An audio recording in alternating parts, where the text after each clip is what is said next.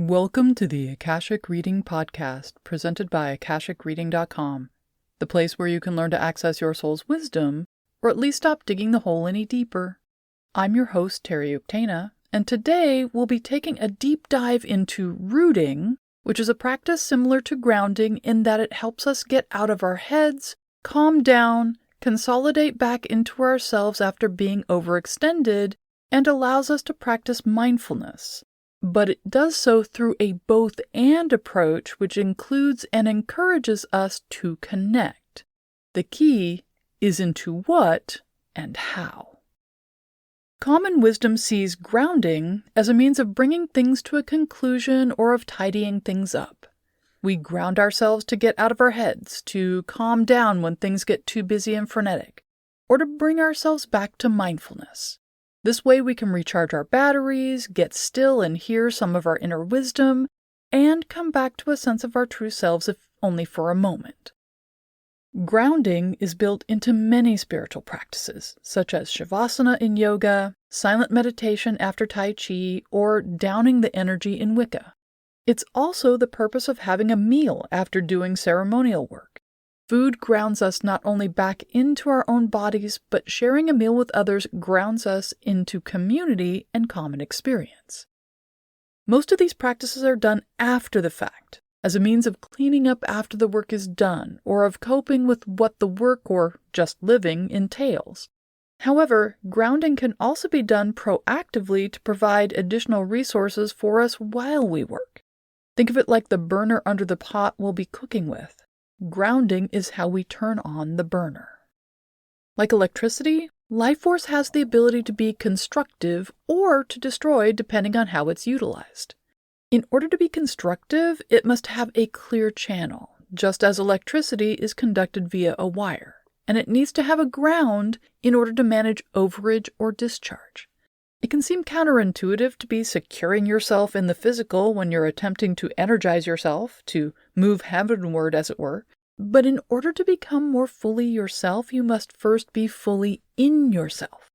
If you don't ground well before working with the Akashics, you can suffer negative side effects, such as coffee-style jitteriness, wooziness, and lightheadedness, instead of being able to experience the full import of your journey.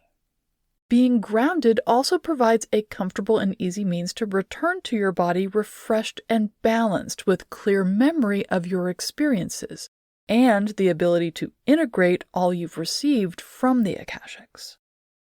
Grounding is also a generator of energy.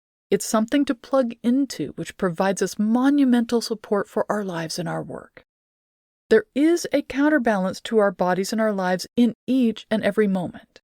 If all you do is reach upwards, you lose your balance and fall.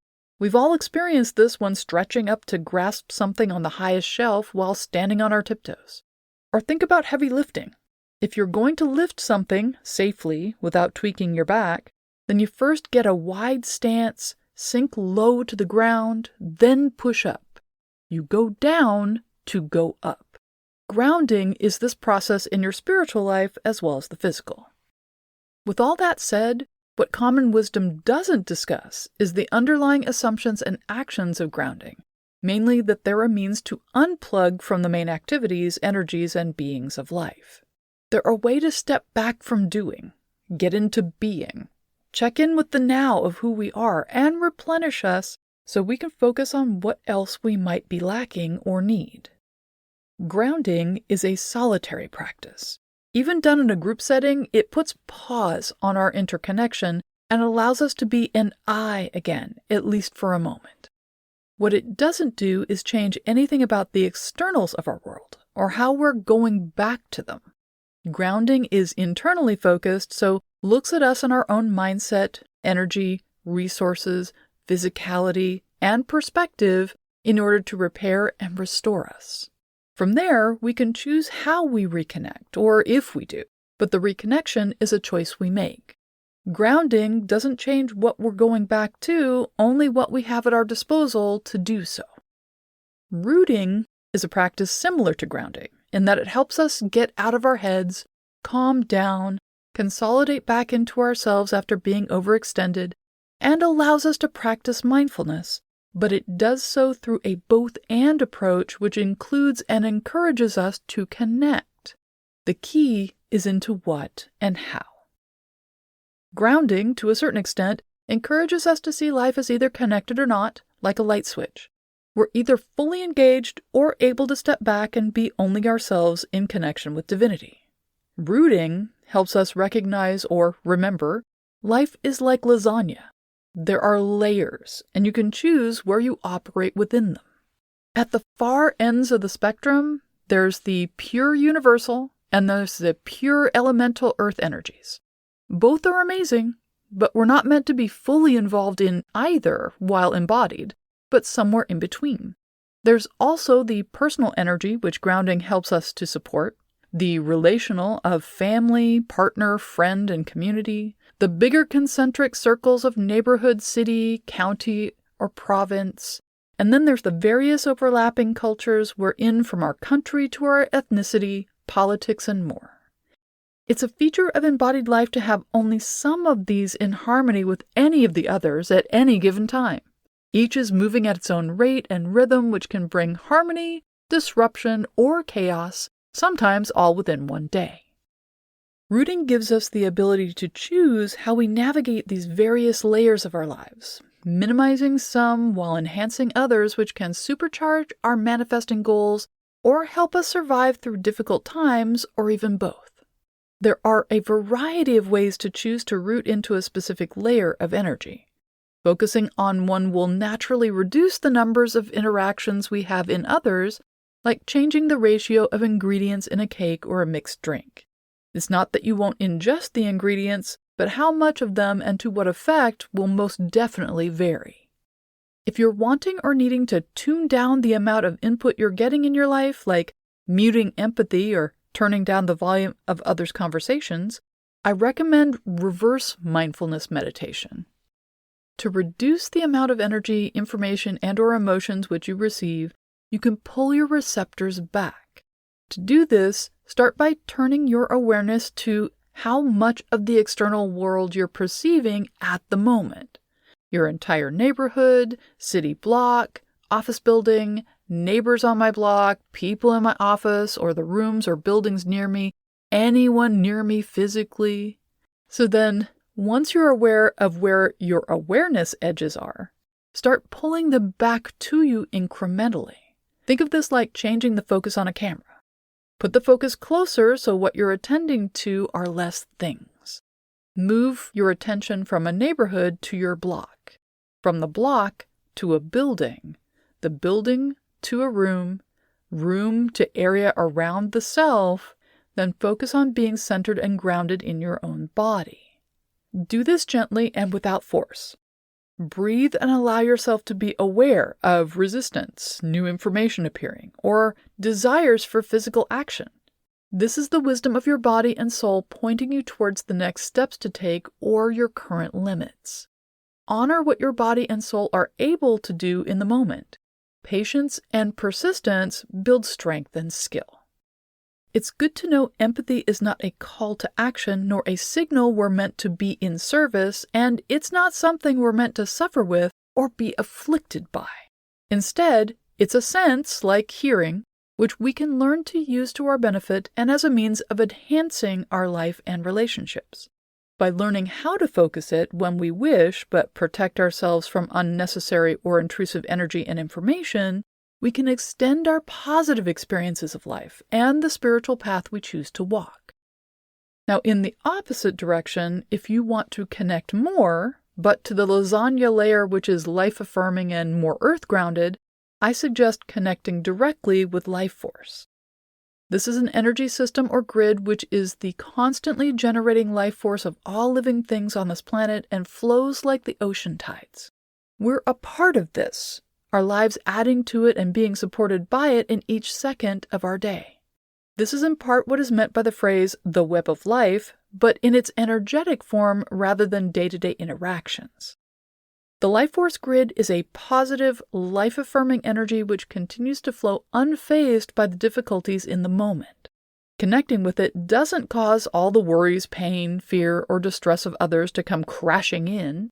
Instead, it allows us to feel the pulse of life. the affirmation of the eternal yes, which is flowing and emanating all around us. To connect into this grid, imagine seeing your neighborhood, city, community, or region from the air at night. See all the living beings as emanating golden light, and all of those lights connected by golden threads, weaving intricate patterns which light up the darkness, a dark which is velvety smooth and comforting rather than frightening. When you can see this, notice you too have a golden light which is emanating from your core. From this light stretches golden threads in all directions. Allow yourself to feel your positive connections, to breathe into them and feel your light moving through them into the world. But the world also flowing golden light back through those connections to you. Let yourself fill with it until you are fully made of life, breathing life into yourself and the world, and stay there as long as you wish. If you're struggling to do either of these and your mind and energy won't allow you to focus, then don't bother. Instead, feed yourself with things which make you happy. Do yoga listening to your favorite pop music or audiobook. Practice Tai Chi while listening to your guilty pleasure podcasts. Try Qigong while watching your favorite comedian. If your mind is a Doberman patrolling the building because the world seems to be an overwhelming or unsafe place, give it a stake to keep it busy while you save the day by moving your body the way it was intended to move. If even this is too much or you need relief in the moment while you're in the midst of things, there's something you can do with almost no effort anywhere you are, and that's dance posture. This is rooting at its finest and most direct, which is why it often shows up in indigenous dance practices as well as various traditional martial arts. To do this, first stand evenly on both feet, with the feet parallel and toes pointed forward. Stand so your weight is on the middle of your foot, the space where the ball of your foot meets your arch. You can find this by rocking forward onto your toes, then back all the way onto your heels, then settling in the middle between them. Bend your knees slightly and have them right over your toes. You can do this by rotating your upper thighs outward if necessary. Sometimes taking your hands and encouraging the thighs to gently turn out at the hip joint helps. Tip your pelvis up. Most of us stand like our pelvis is a martini glass held by a drunk at a party. It never tips all the way over, but is constantly headed in that direction. To change this, you can hold your legs in their current position while using your butt to push your hips forward. Or find your pubic bone in front and tip it upwards towards the sky. This has the positive effect of elongating your spine, relieving lower back pressure, and causing a feeling of your torso floating a bit, as it's meant to. You may also notice your legs are now doing work they may not have done since you were a toddler, so expect some messaging from them. Then, you can raise your ribcage. Take a comically deep breath like someone in a bad B flick who is trying to show off by holding their breath. Let your ribcage expand, your shoulders move back, and your head come up. But then, release your breath while at the same time leaving your ribs, shoulders, and head where they are. And don't let go of how you're holding your legs and pelvis. Your top half should feel a bit like a balloon floating above your pelvis, which is a good thing. More relaxation of the spine and room for your organs to relax and work. Lower your shoulders, but keep your ribs expanded. Focus on your scapula and the back and try gently to pull them even closer to your spine by moving them towards the center of your back and down. Don't push down with the tops of your shoulders, as this will just cause more tension and not less. Finally, push your chin in. Take a finger and very gently push back on the tip of your chin so if you look down, you can't see past your chest. You should feel this in the back of your head and your neck. It's a small thing, just a slight adjustment, but it does amazing things. Looking with your eyes forward, you can lift your eyes away from your body and look at something directly in front of you. This will allow your attention to focus on the whole of your body and how you're feeling rather than the mechanics of what you've just done. Once you're in this position or any variation or even a portion of this, your mind will be flooding with all the messages from each part of your body which is doing something new or different. Allow those to come in, but don't act on any of them unless they're reporting damage or extreme pain. Let yourself be in this position for a few seconds to a few minutes. If it feels good and you're in a place where it's possible, let yourself move in ways your body is wanting to move. Let it explore for just this moment, being itself without demands or requirements. Once done, you can keep going with your day, but you'll find things are much more manageable, at least for the moment. And that's all the time we have this week. If you're interested in knowing more, check out my website, akashicreading.com. Thank you to my patron of honor this week, Ingrid Grace. If you're enjoying this podcast, please consider supporting it by subscribing on Patreon.